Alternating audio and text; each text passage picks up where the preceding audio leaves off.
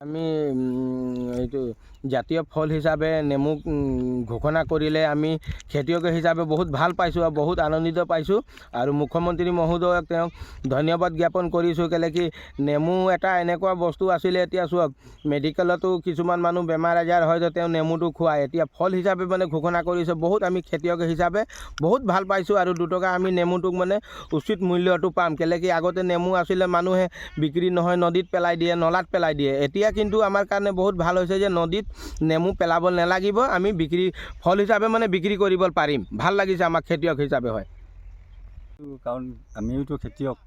মুখ্যমন্ত্ৰী যেতিয়া আমাক এইটো ফল দিছে, এতিয়া ধৰক আমিতো খেতিত উন্নতি হ'ম, হয় নহয় বাৰু? যেহেতু আপোনালোকে বজাৰত বিক্ৰী কৰে, বজাৰত কিমান টকা দামত বিক্ৰী কৰে? আমিতো এতিয়াতো 5 টকা বিক্ৰী কৰিছোঁ। আগতে কিমান পাইছিলে? আগত একেবাৰে দাম নাছিলে।